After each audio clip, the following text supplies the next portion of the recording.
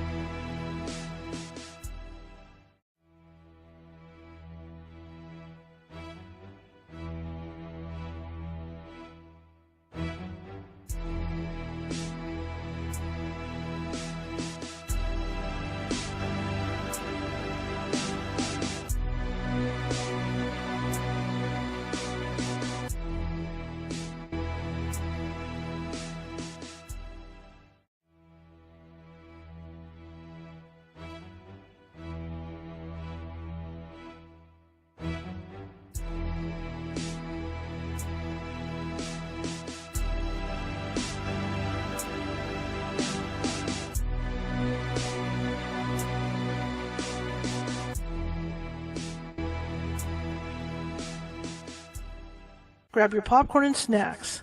Find a comfy spot, take a seat or lie down, and let me transport you to a place of fantasy, ghost stories, ancient legends, odd creatures, alien encounters, and other magical topics. You may even decide to join the conversation. From faraway lands to your own backyard, with a small dash of pixie dust. Turn out the lights and open your minds. The journey is about to begin.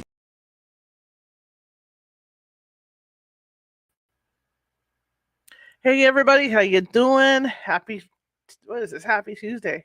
Right, happy Tuesday. Starting to merge all into one. I did two shows yesterday, a pre-record and a regular show yesterday, and I just did a pre-record and a regular show today. So it's all starting to merge into one big show. So it's Tuesday. I'm happy. Oh, it's Mandalorian night, right? For everybody that wants to stay up late to watch The Mandalorian, right? Because they're going to the last episode of the season is going to be out today at what? Midnight. Exciting stuff. I can't wait to start doing my Star Wars reviews.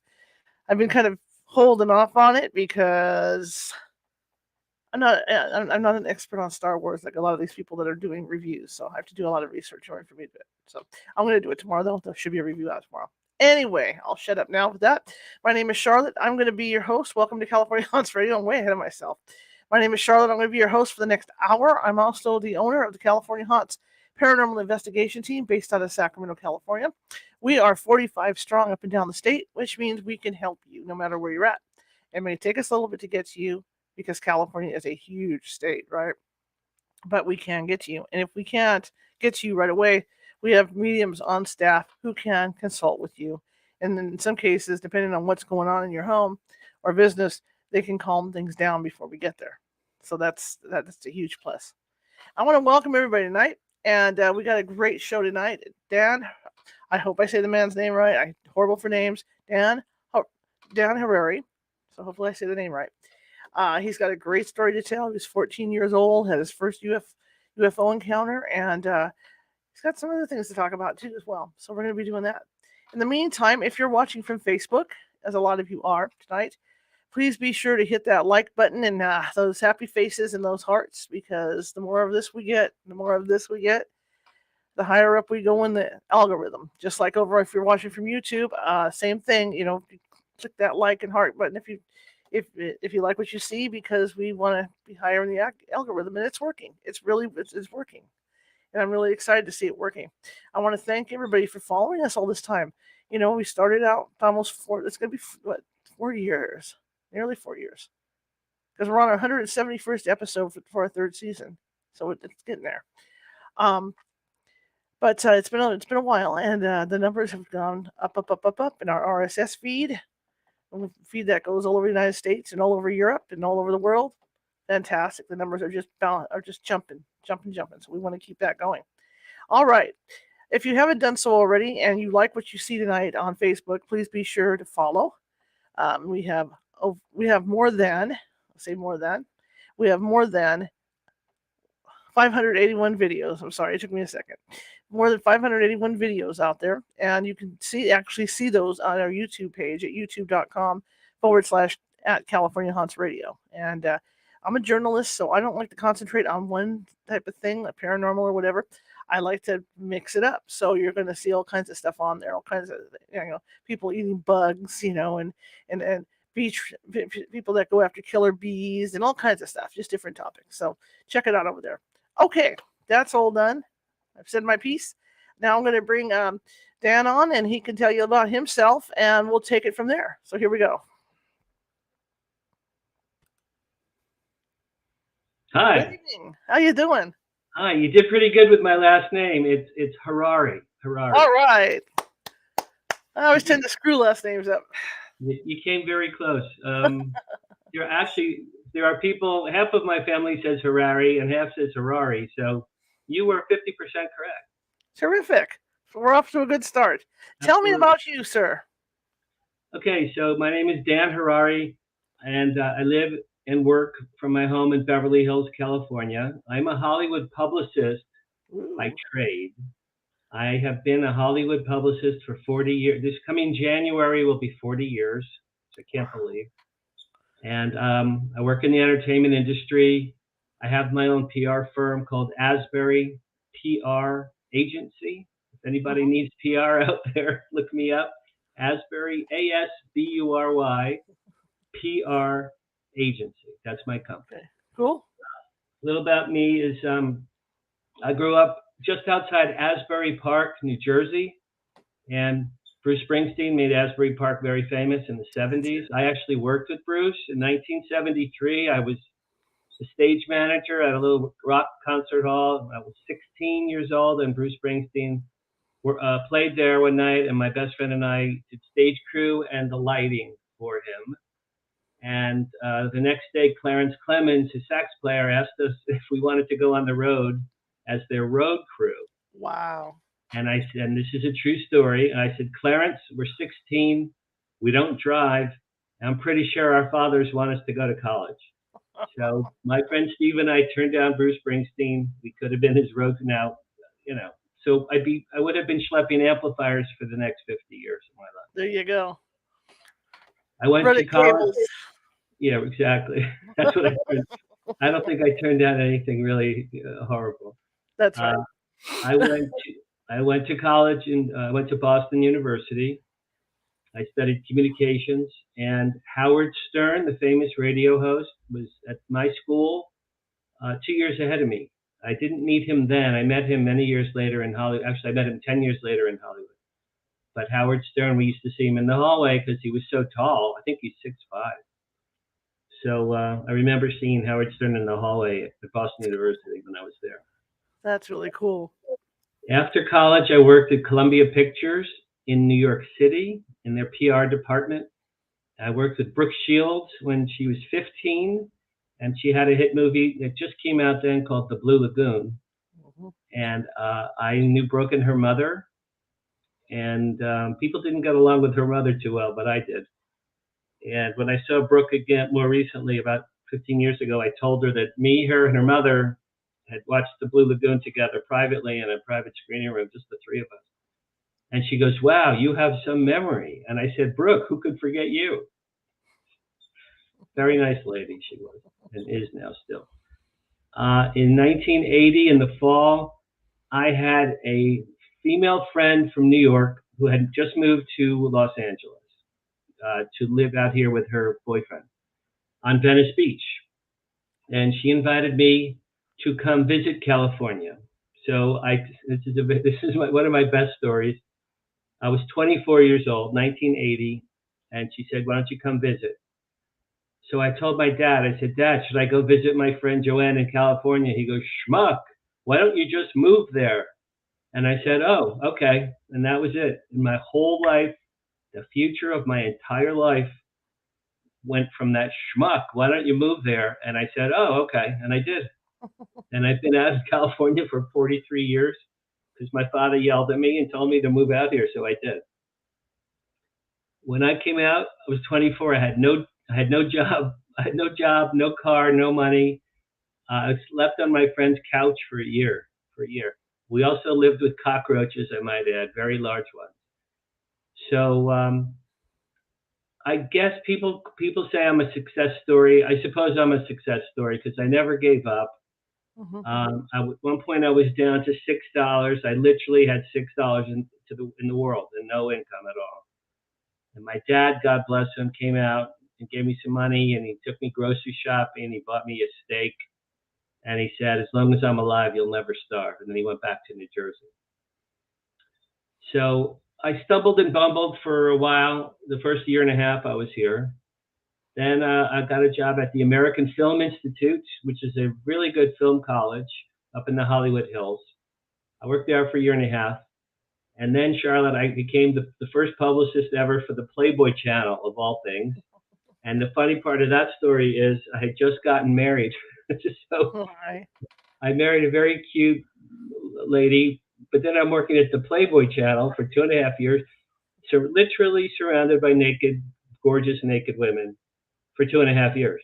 And they'd come in my office and my wife would yell at me, because I bet.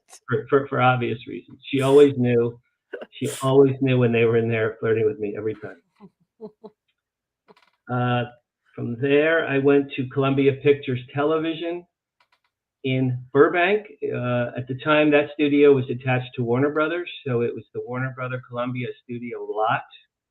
And I had one of those little golf carts, you know, those cute little Right. movies. I had one of those, and I used to zip around, and I'd see Barbra Streisand and Clint Eastwood and Richard Dreyfuss. I once saw Madonna, and she winked at me. Jim Henson.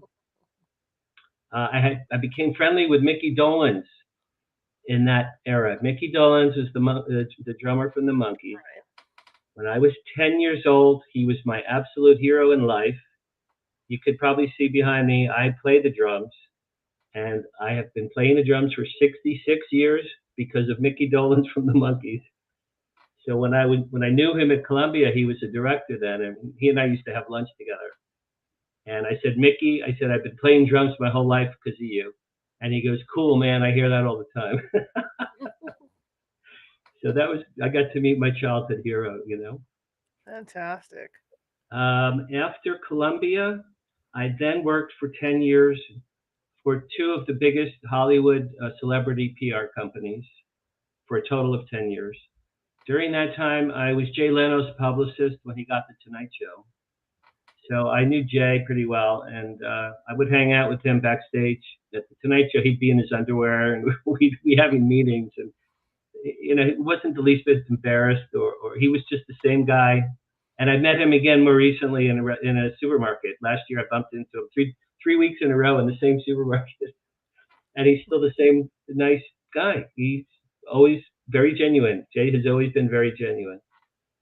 When I turned 40 in 1996, I decided to start my own company, which I did. So my company is 26 and a half years old, the Asbury PR Agency.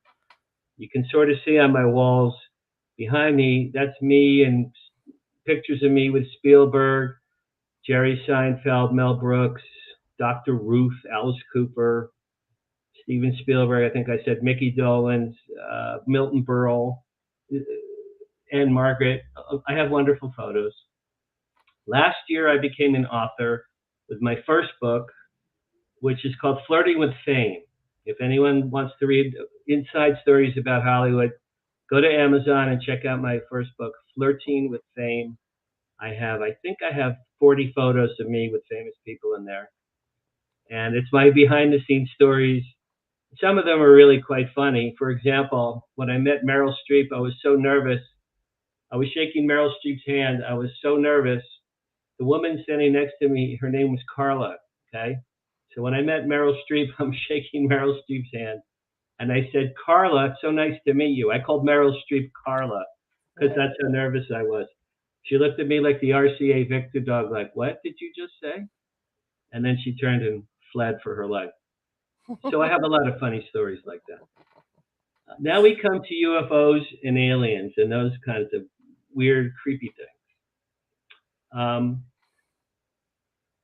In 1970, so now I'm going to go back in time. 1970, I was 14 years old, and I was with my dad in his car. My dad picked me up from school and driving me home, suburban New Jersey, March 1970.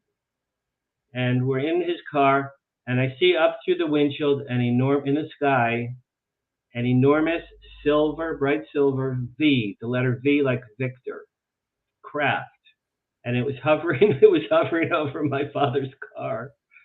And it was hardly moving at all. It was maybe 200-300 feet up there. It was pretty low. And we saw it. It was probably, each wing was about the size of two buses. It was pretty big.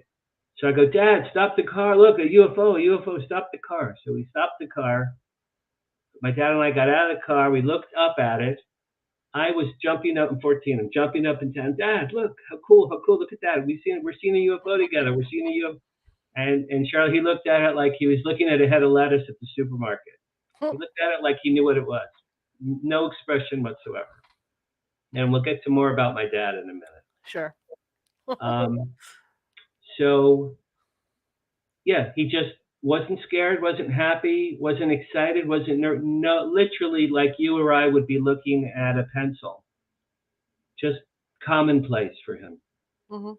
We get back in the car, we go home. This is 1970. I had a rotary phone in the kitchen. I remember the rotary phone. I called the newspaper And I said, "Hi, my name is Danny. I'm 14 years old. I just saw a UFO with my dad in our neighborhood." And the lady said, "Young man, I have to go. I'm getting hundreds of calls right now." She goes, "We're getting calls. We have to go. I can't talk to you right now." Nothing ever ran in the newspaper about that sighting. I looked every day. Nothing ever ran. Okay, so now we come to the interesting part of that story.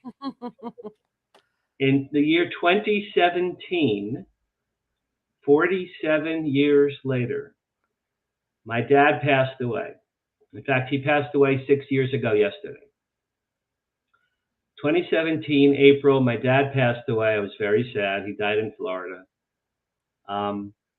I was at a deli in West LA, and I ordered a pastrami sandwich from the waiter.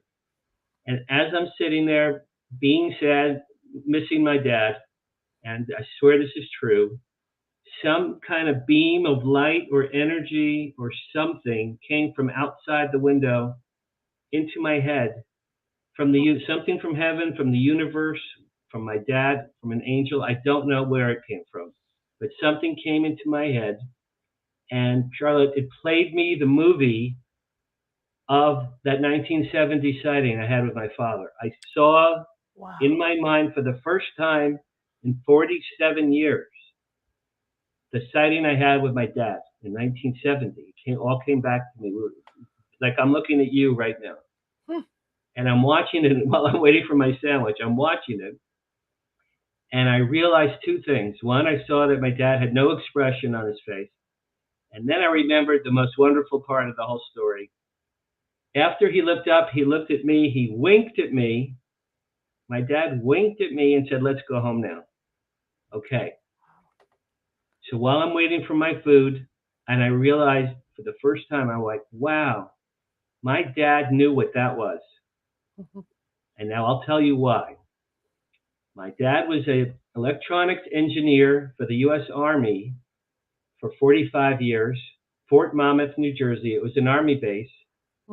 He was a very high-ranking civilian, but he was a genius electronics scientist. He had top secret clearance there. Everything my dad did in his career, he invented and designed radar systems and drones and missiles. So what do they all have in common? These are things that are in the sky or are involved with craft in the sky. So shortly after this revelation, and I realized my dad must have known what that was, I called my mother, and my mother's still alive. And I said, "Mom, did Dad ever talk about UFOs?" And she said, "No, but when he started work at Fort Monmouth, this is in 1951. Now think about that. That's only 4 years after the Roswell crash. Okay, keep that in mind. In 1951, my dad was at Fort Monmouth, the top secret Army base. They took him deep into the vault, my mother said, deep into the vault. They showed him something top secret, and they said to him, 'As long as you live, you can never tell anyone what you saw here today.'" So my dad came home, and my mother said he was pale and nervous and jerky, and she said, "What's wrong?" And he goes, "I saw something today that I can never talk to anyone about ever." And my mother said something interesting. She said he was never quite the same after that. So putting all of these things together, my dad worked for the U.S. Army for 45 years. He had top secret clearance. He worked at an Army base. He invented things that were in the sky for 45 years. My mother told me he saw something top secret that he could never, ever talk about. Richard Dolan, the UFO researcher, Richard Dolan, if you know who he is, Yes. he has a book called After Disclosure, Volume 1. And in that book, in the back, there is a list of UFO sightings over American military bases. And there were 2 over at Fort Monmouth, my dad's place of employment. There was one there in 1951, the year he started, and there was one there in 1952. 2 radar detected UFO sightings over Fort Monmouth, right when my dad had started working. Put all of those things together. Now, I'm with my dad. We see an enormous V. I'm jumping up and down. It's like seeing a pyramid of Egypt in the sky. completely, completely incongruous with my suburban neighborhood.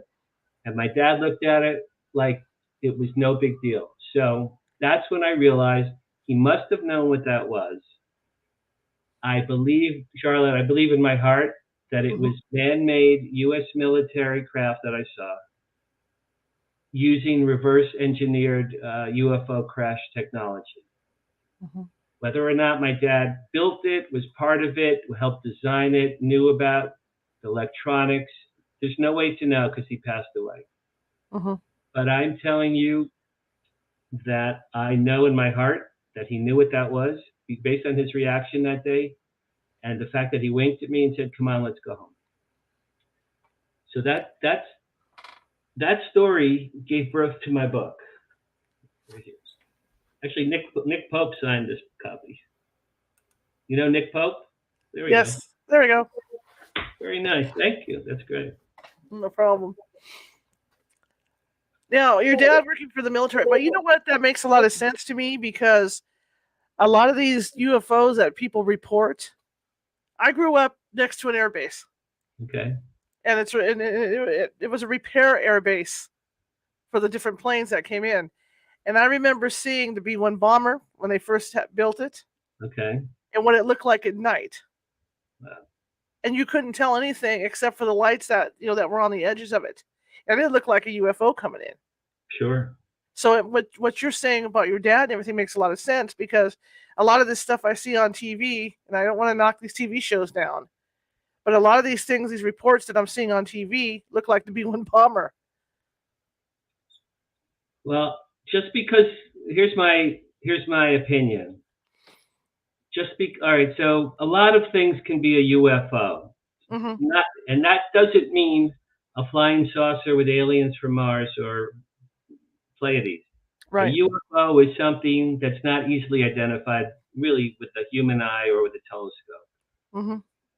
In this modern era, there are so many, our technology is so advanced that the American government certainly has craft that would appear to most of us. If we saw it at night, we'd say, "Oh, UFO, aliens.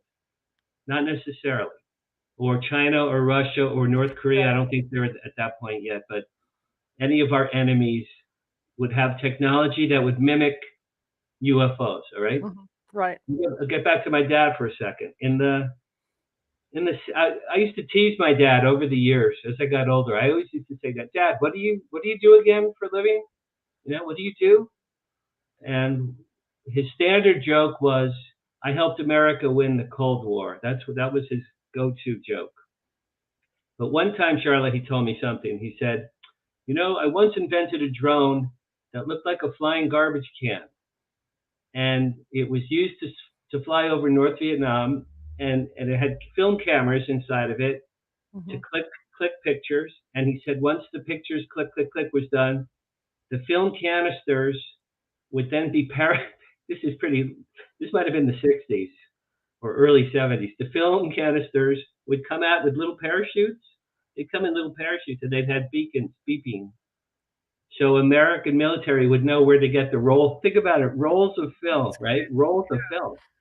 There's no digital cameras in 1971, right? Right. So there are many, many things that can be a UFO. Having said that, I saw two other craft later in my life that I believe were extraterrestrial. So the one with my dad, I really do think was man-made, based on his reaction. Sure. And we lived near a military base.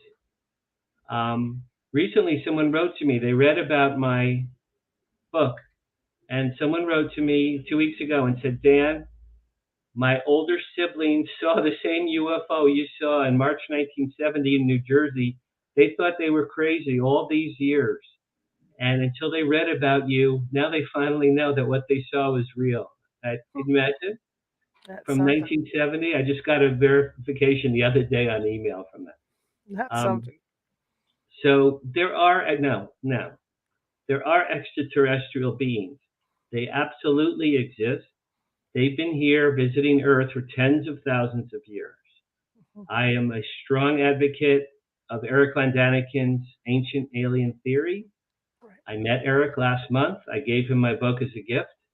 He goes, "Oh, cool. I haven't read this one." I said, "Eric, it just came out 3 days ago." So I signed it to him. I gave him a copy of my book. He proposes that we, the human race, of course you know this, but maybe some of your listeners might not know. Eric Von Daniken in 1968 wrote a book, Chariots of the Gods. Right. And he proposed that extraterrestrial life has been visiting mankind for tens of thousands of years, and there's evidence all over the world that they were here, such as cave drawings, cave paintings, and cave drawings all over the world of things in the sky and weird-looking beings. The American Indians in the American Southwest, there are petroglyphs all over there on the sides of mountains and stones carved. They call them the Star Brothers or the Space Brothers. There are biblical references to extraterrestrial craft in the Bible, Hebrew Bible. Let's think about this. Angels. Okay, angels, right? Sure. Angels on their face are extraterrestrial beings. Right. Angels. If an angel came and visited any of our Prophet Moses or Elijah or any of our prophets, okay, so on the face of them, an angel coming down from heaven is an extraterrestrial entity. So Renaissance paintings. Now this is very interesting. There's a lot of Renaissance art that has UFOs in the sky in paintings from the 1500s and the 1600s during the Renaissance. In 2007, I joined MUFON LA. I'm sure your people know what MUFON is. Sure. So in 2007, I joined MUFON LA. The first lecture that I attended was by Giorgio Tsoukalos, the guy with the crazy black hair from Ancient Aliens TV show. He was my first lecturer, and he did 90 minutes on ancient alien theory. And Charlotte, I was so moved and so touched and so amazed at his presentation that I started to cry. I actually started to cry. And at the end, I hugged him and I said, "Giorgio, thank you so much for opening my eyes to a whole different version of mankind's history." I said, "I never knew any of these things. I never knew any of this stuff." So I've been a big proponent of ancient alien theory ever since then. Knowing what, knowing that was man-made. Now let's go back. Let's digress a little bit. Sure. And like you say, that your father had worked at that military base. How did you feel when he kind of winked? I mean, how did that make you feel as a kid? Because you were all excited. Okay, so Charlotte, that's the best part of the story. I forgot the entire thing for 47 years. Wow. Right? Right. So 2017, when I'm waiting for my sandwich, all of it came back. The sighting itself and my dad's reaction and my dad's wink. So it's a great question, and I've been doing podcasts for the last 2 months all over the world, and everyone said, "Dan, how could you forget such an amazing sighting?" And I say, "I know. It doesn't make any sense." One guy asked me if I was abducted and had missing time, and I said no. I said, "There's no way. No, absolutely not." But truly, Charlotte, I forgot that event. I think for the following reasons why I forgot that event. One, nothing ran in the newspaper, so there was no validation of it, Right. Two, my dad did not discuss it with me at all, ever, for the rest of his life, never once, ever. Three, in 1970, I just gotten my drum set. Well, I had my drums for a few years at that point, but I was in little rock and roll bands, playing at all my 8th grade dances with my friends. I was a little rocker.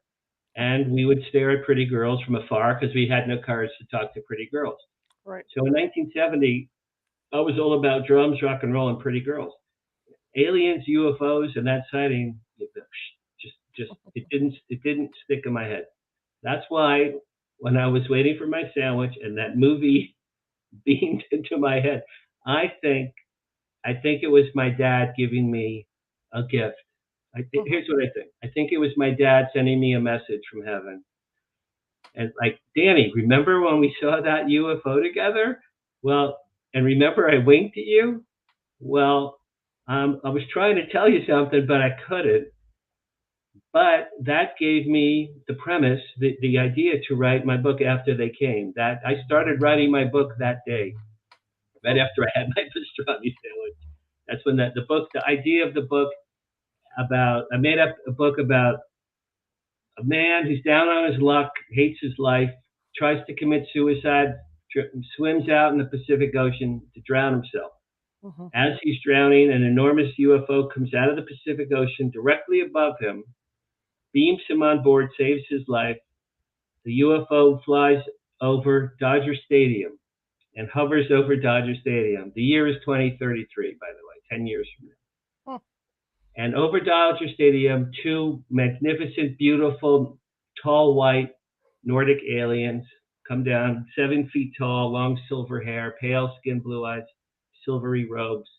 And this guy who just was drowning, they beam him down as well. And they say, people of the world, don't be alarmed. We're here to help you. We love mankind. We've helped you. We've helped your civilization grow. We've been here for tens of thousands of years. And we are here. We want to resolve as many of your problems as we can using our technology. But the one caveat is we will only work through this man right here. Now, the guy's naked. He was just naked in the sea, so he's flopping around. And they go, we have a relationship with this man. We will work only through him. Bring your problems to him, and we will help you. And then they leave. The aliens leave. And they leave this poor schlub on second base at Dodger Stadium. And all these camera crews and police and people with rifles and guns and cameras and lights and microphones. And he was just trying to drown himself 5 minutes ago. And now he's the center of the world's attention. That's how my book starts. That's the opening scene of my whole book. And it turns out it's a really great story. I have to admit, people all over the world have been telling me how much they enjoy it. The aliens are benevolent. They eliminate nuclear weapons. They end famine. They cure every disease. They provide clean drinking water where it's needed. They get rid of guns. They end the human emotion of anger and hatred. They provide a system by which to control the future of the human population. They reverse climate change. They provide free energy. They eliminate all the smokestacks in the world that are belching filth into the air. So a year later, this guy working with these two aliens, a year after he's drowning, 1 year later he wins the Nobel Peace Prize, and he's the most famous man in the world, and his life was completely reversed and changed. So I got all of that. That's cool. That's cool. Waiting for my pastrami sandwich. While you were saying all that, I had a vision of Brendan Fraser playing the part. Well, I love him. I met him once, the nicest guy in the world. In my mind, Charlotte, it would be Steve Carell. That could work too. You know, because Steve Carell could be funny or sad or dramatic. Right. Yeah.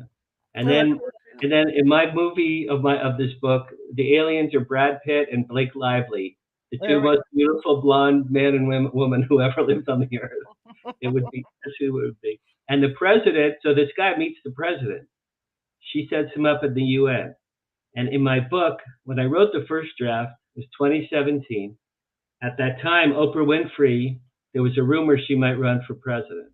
Mm-hmm. So in my book, I have the president of the United States as an older African-American woman in her early 70s based on Oprah Winfrey. So if I had my dream cast, those would be the lead people.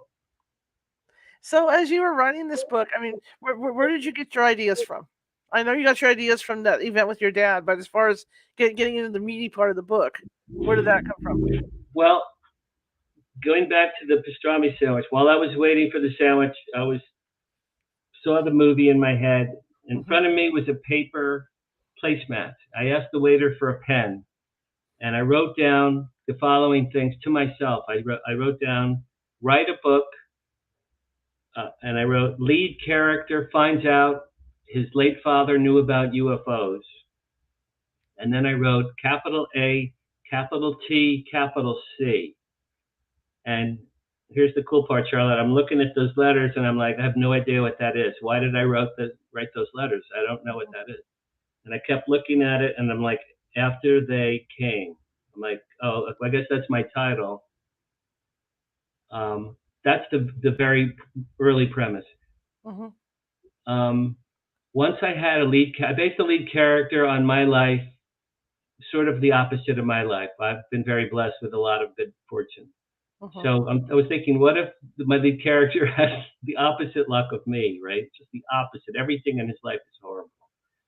So that's the lead character. In the second part of the book, we, the reader, we find out that the reason these aliens chose this guy, there's 8 billion people on the earth. The reason the aliens saved this man from drowning and made him their ambassador to mankind is that, and this is what he finds out later, 70 years earlier, this guy's father saved the life of a baby alien who crashed to Earth. So by saving the life of a little alien 70 years earlier, his father, well, I don't want to give too much away, but sure. It turns out that the big alien who saved this guy in the present day was the baby alien from 70 years ago. So that's why he came back years later to pay it back, to pay it forward. Right. That's why he chose this guy, this loser, to be the ambassador to the world. And there's a lot of other twists and turns in the book. Right. But that's how I had I had the father character in there being a UFO research scientist who was working at Edwards Air Force Base at the time. And because my dad used to go out to Edwards and Vandenberg and White Sands, he used to go to a lot of airfields to watch missiles and things that he was involved with being tested.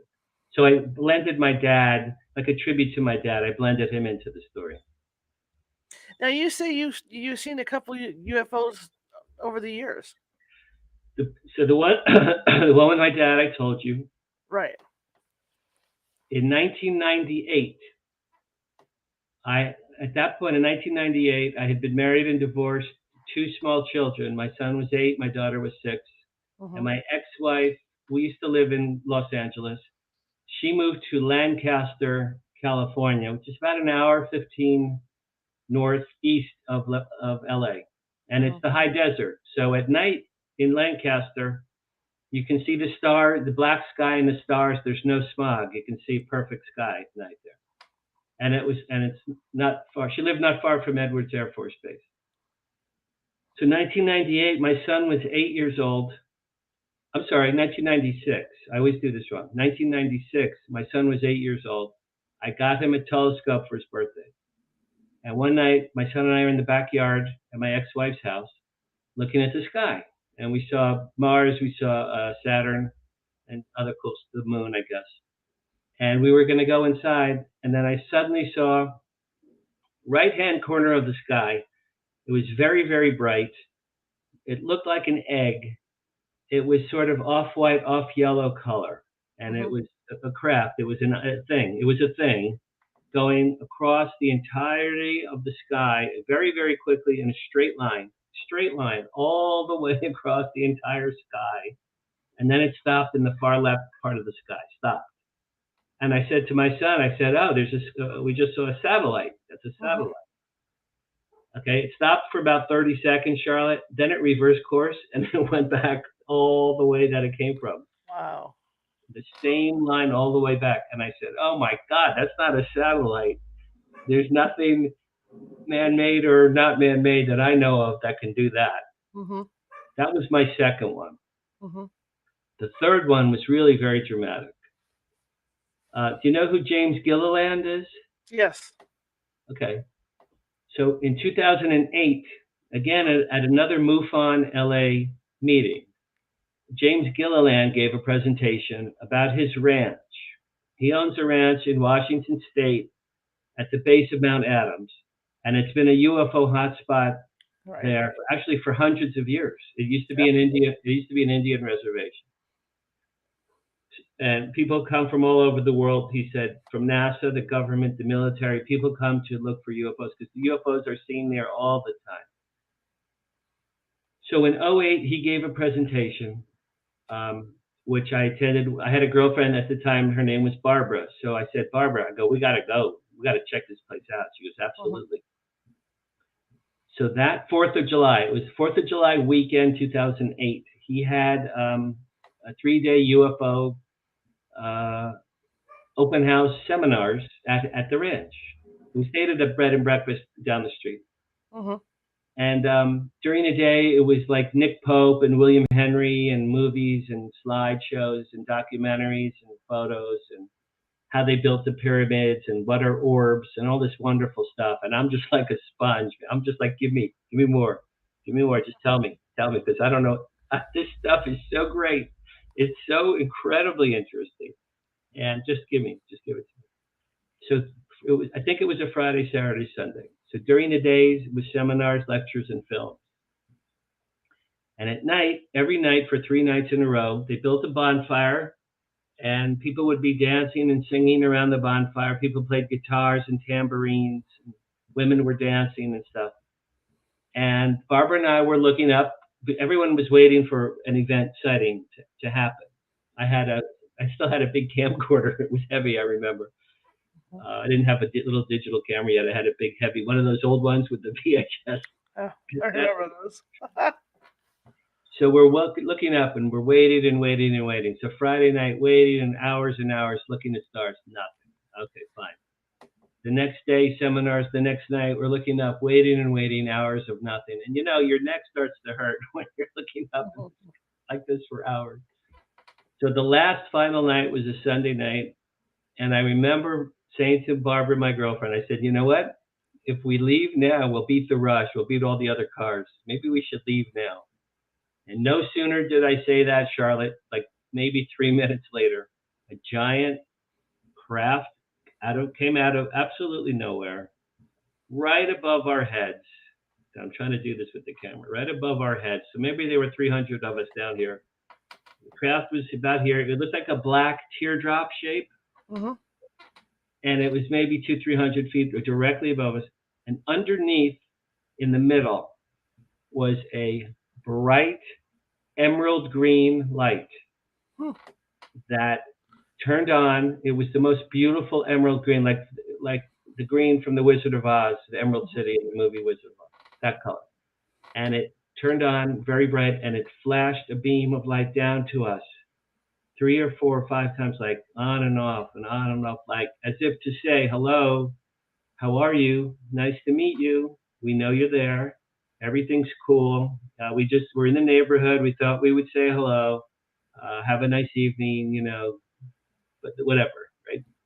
And then it stopped flashing, and the thing took off, man. It just took off. It was gone. I cried. People cried. My girlfriend cried. Everyone cried, hugging and kissing and like jumping. And I'm like, wow, what an encounter that was. And that was 2008. I can still feel in my heart right here. I can feel a warm feeling just from telling you that story. I feel a warm feeling. Something happened that was profound. I would say for me personally, and maybe others, but for me personally, it was profound. I became a nicer, gentler person. Since then, I've been a kinder person. I don't get angry like I used to. I'm much more mellow than I used to be. I'm much more tolerant of others.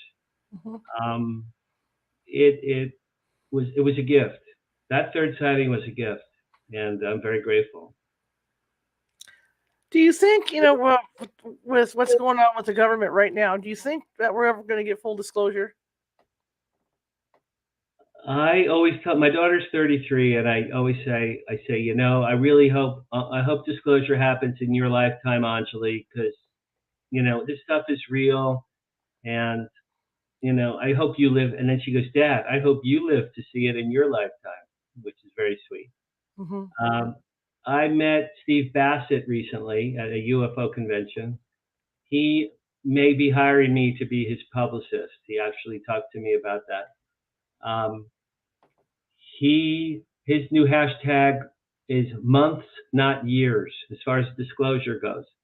Hashtag months, not years. He gave a lecture that I saw, and I thought it was brilliant. There's hearings tomorrow in Congress tomorrow Right. in Washington. I think we are inching our way. I think every month now we're getting a little closer, a little closer, a little closer. In 2017, the front page of the New York Times, right? Leslie Kean and Ralph Blumenthal, that article that they wrote, New York Times, huge step forward, huge, enormous step forward. The 3 videos that were released in 2017, huge, enormous step forward. Here's an issue to talk about. In February, we all know that there was that China balloon that flew over the United States. Okay, so it was a China balloon made where? Made in China. By who? By human beings, right? It was a human being. It was a man-made Chinese craft. We all saw it on TV. There were still photos of it flying over the country. I saw on CNN when they fished it out of the Atlantic Ocean. I watched it. I remember seeing, wow, that's so cool that they found it. They fished it out on TV. A week later, what happened? 3 UAPs were shot down over North America in a row. One over Alaska, one over Canada, one over Lake Huron. 3 days in a row. 3 UAPs shot down in a row. And people, a good magician wants his audience to look at the right hand while he's doing the magic in the left hand. Okay. Everyone in media and the government, China balloon, China balloon, China balloon, China balloon, China balloon. Oh, the other 3, those are probably more balloons. But that China balloon. Okay, the China balloon, we know A to Z. We know the whole story about that one. How about the other 3? They were shot down, right? We've never seen the debris. We've never seen the video of the fighter pilots who shot that down. They have video of those. There's no doubt that there's video of that. President Biden went on TV after the 3rd one, and he said, "I'm here to talk about the anomaly," whatever he said. And Charlotte, I stood up off my couch and I was like, "Come on, Joe, you can do it. You can do it. You could be the disclosure president right now. Right now. All you have to say is, we're not sure what these 3 craft were. They may have been not man-made." All you had to say, right? He didn't have to say aliens have been here for thousands of years and we've been covering up. All he had to say was they may possibly be extraterrestrial. All he had to say. He would have been a hero. It would have been a huge door. It would have been enormous. What Joe said was, well, the one over Alaska, we're pretty sure was a hobby balloon from a hobby group in Montana. Really, Joe? I don't think so. I don't think so. What about the other 2? One was the size of a car, and the other one was a long cylindrical object. How about those? What were those, Joe? Nothing. And since then, Charlotte, no media outlet that I've seen has said to Joe or Lloyd Austin or Mark Milley or at our heads, "Hey, guys, remember those 3 UAPs that you shot down in February, 2 months ago? What were they? Because clearly you've had time to get the debris. Clearly you've studied them. Clearly you've watched the video. No one, because it goes back to China balloon. So I'm very upset about that. I hope that disclosure happens like Steve Bassett, months, not years. Well, I've seen a couple of things myself that I can't explain over the years. And one in particular, because I've always worked nights. So I'm driving home one night, and it was a kind of a cloudy night, and I saw this craft down below the clouds, and it shot straight up. Did it make a hole through the cloud? Yeah, but when it did go up through, it lit up the whole clouds. Wow. As it went up. And there's weird stuff out there. So I always have this thought, because I think they've been here for years and years and years. That's my theory. I also think with the breeding programs and all that, I think they're literally here. I think it could be your neighbor across the street, but you don't know about it yet. So I think what the government's doing is they're disclosing this stuff little by little, like baby steps, because they're preparing us. Because when the time comes, the neighbor across my neighbor will probably get mad at me. The neighbor across the street's going to open their front door, and that's when you're going to find out. I agree. You know, the cover the government and military's cohesive program to cover things up starts in 1947. Mm-hmm. It began in 1947. Roswell crash happened. It was an event that happened. There's a lot of proof that happened. Mm-hmm. People in the military on their deathbeds who were there swore to their families that there was a crash and that they saw dead alien bodies. They swore to their families. I don't think you swear to your family on your deathbed, something like that. I don't think people do that. It's not the nature of human beings to lie about that. Now, in 1947, a couple things. One is, it was only 2 years after we dropped atomic bombs on Japan. It was only 2 years after the end of World War II. Everyone in America was certainly sick of war and bombing and death and killing and scary things. And then the Russians started to not be our friends anymore. So that was big. But even bigger, and I love this story so much. In 1938, actor Orson Welles did a live radio show from New York called War of the Worlds. Yes. It was a live radio broadcast from New York, coast to coast, 1938. So think about, probably people with a little bit of money had radios. You probably had a couple bucks to buy a nice radio at that time. And he did a radio show in which Martians come, land in New Jersey, and start killing people. Well, people who didn't hear the beginning of that radio show thought it was a real news broadcast. And this is all documented. If your listeners want to go check this out, War of the Worlds, 1938 broadcast. People had heart attacks. People had panic attacks. People bought guns. People were screaming and crying in the streets. People were going to the police. People were going to churches and praying. And people from coast to coast were having a national panic attack. Okay, now come back to 1947, President Truman. So you're President Truman in 47. He would remember the War of the Worlds that was only 9 years earlier. He gets a call. Hey, Mr. President, yeah, there's a spacecraft here in Roswell. Yeah, and we have the 4 dead alien bodies. Yeah. Mr. President, what do you think we should do? What should we do? So what did he do? He gathered his top military and scientist leaders. It's believed that it was a group called Majestic 12, although I've heard disputes both ways that it really was Majestic 12 or it was not called Majestic 12. Let's say it was Majestic 12. His top, most brilliant military people and scientists. And he said, okay, guys, okay. 9 years ago, Orson Welles scared the S word out of everybody in America. 2 years ago, we bombed the Japanese. And now we have a crash with aliens. I'm the president. I don't think our people are ready for this. You know what I'm saying? I don't think they can handle this. What should we do, group of 12, Majestic 12 leaders? What should we do? Well, the theory goes that these men, they were all men, created the protocols by which to recover crashed crafts and return them to different army bases, what to do with live aliens if they got them, what to do with dead alien bodies, and how to go to media outlets to discredit the story.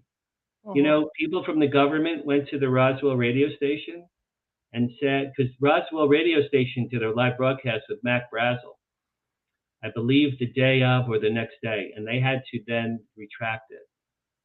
And then, of course, there were the newspaper reports that Army retrieves crash disk. And then they had to do another press release. No, sorry, it was a weather balloon. Oh, boy, we blew that one. Ha, ha, ha, ha. Like these guys don't know the difference between an alien disk and a weather balloon. Absolutely. I think probably they knew the difference.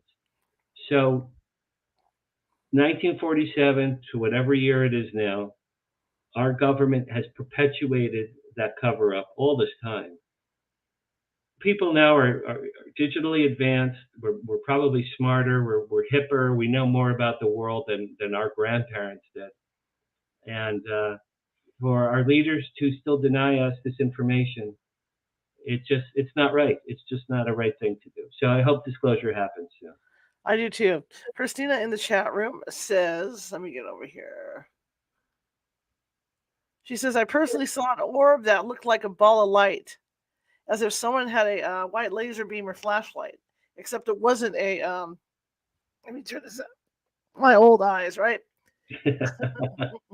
Never get old, gangy. She says, except it wasn't with a beam, but this ball of light that could fit in the palm of her hand. She was 8 or 9 years old at that time. And then she says the second time, around the age of 15, they remove, it says, we're moving around very quickly. Okay, I guess she saw the same thing. She says, this was at night. I was outside my house near the street, both incidents. And at 9, living at the same home, I saw what looked like a UFO with different colored windows. What do you think? Is it possible? You know, I absolutely believe her 100%. It's not a question. B is, I never understood balls of light UFOs, right?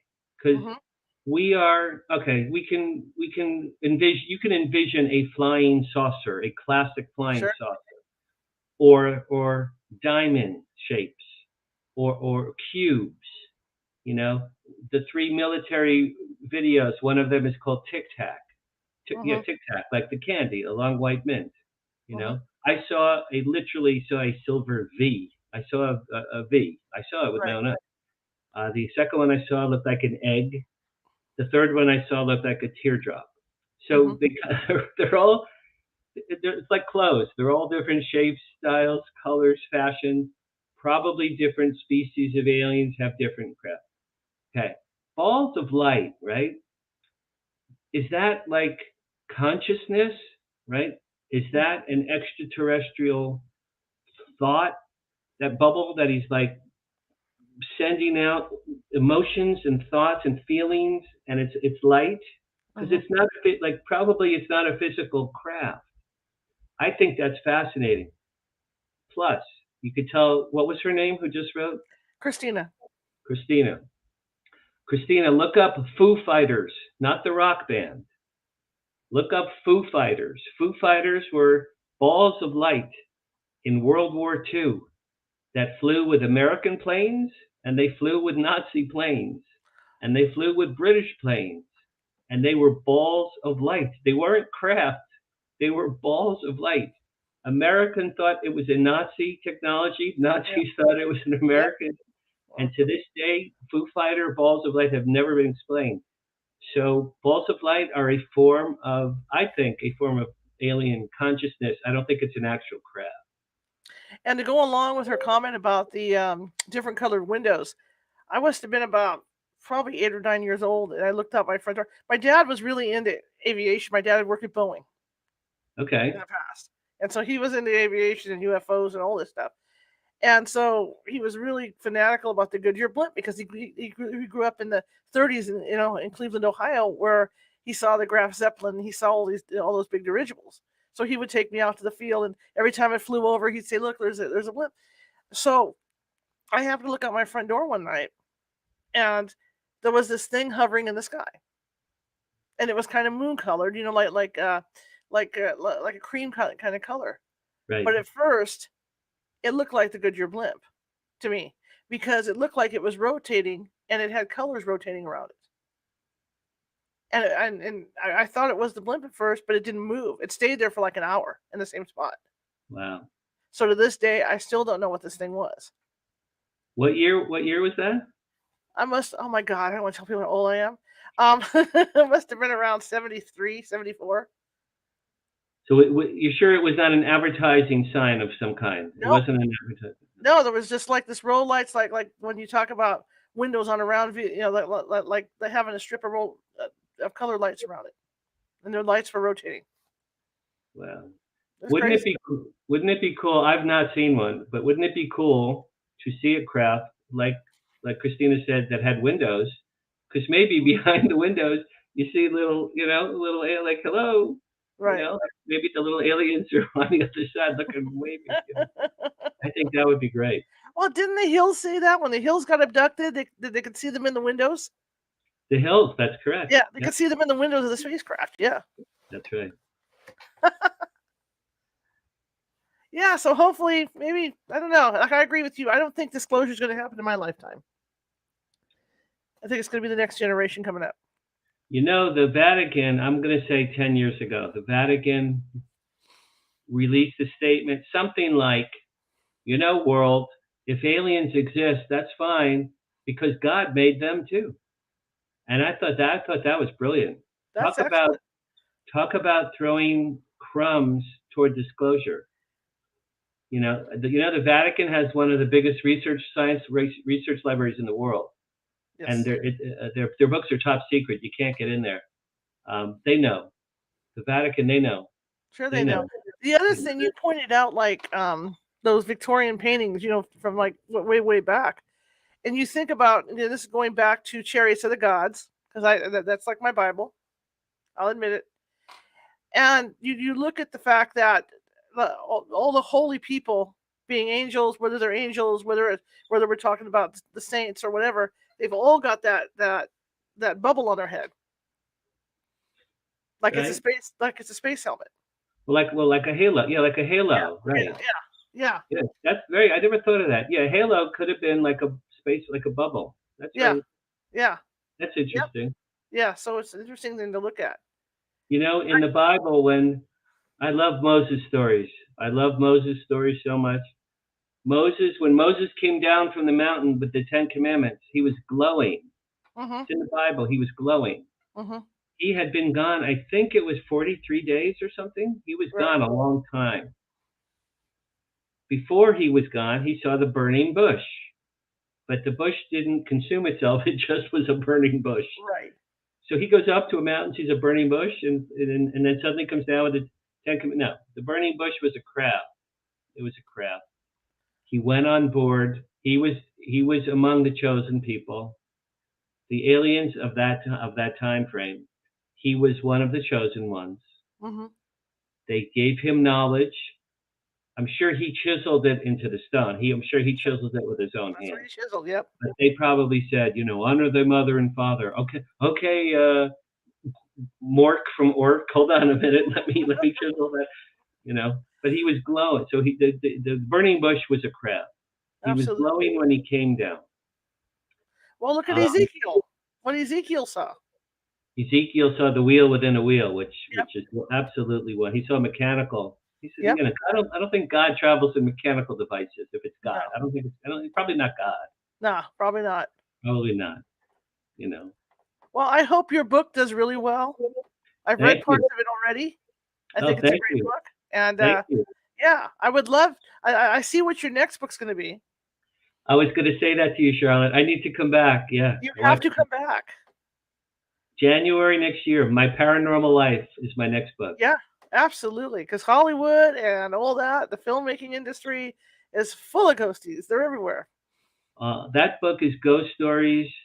My grandfather came to me as a poltergeist 20 years ago. I have great. I've told people my grandfather poltergeist stories.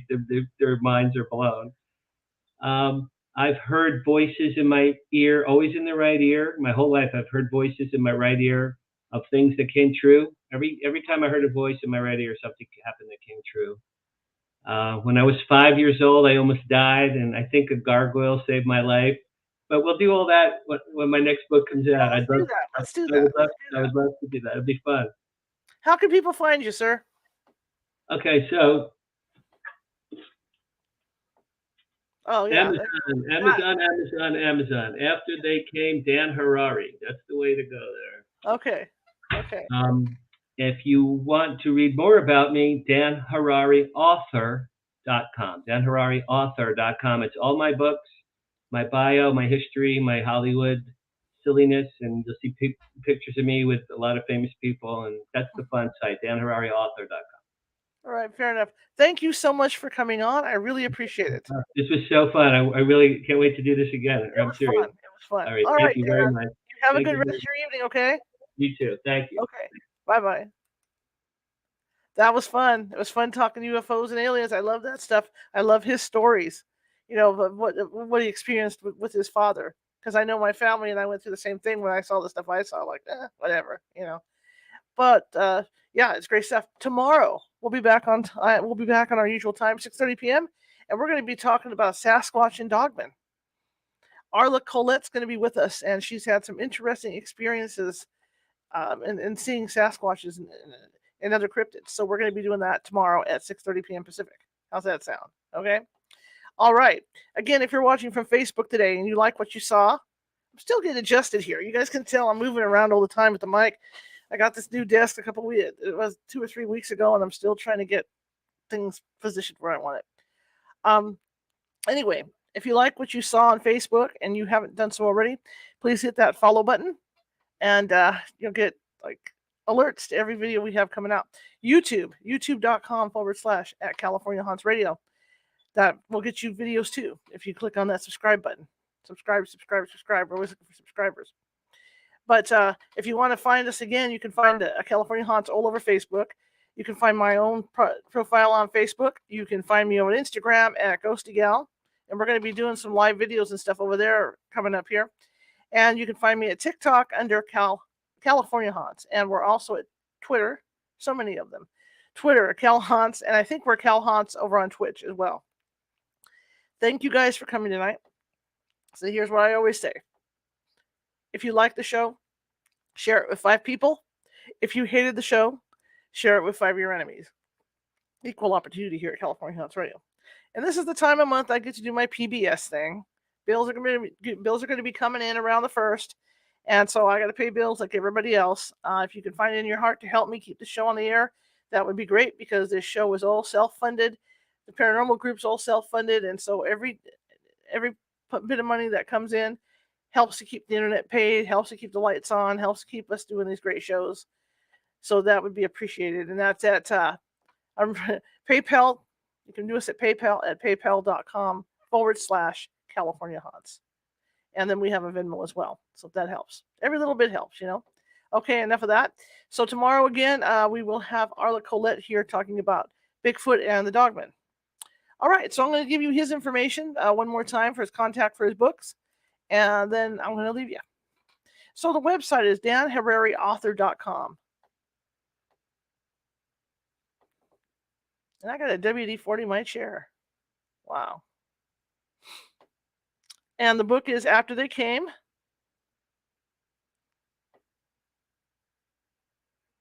And he's got a couple other books out as well. He talked about the one book about Flirting with Fame, but he's also got one called Carrots that he's written. And those are you can get those at Amazon or off his website. One of the two. You can visit both. Okay.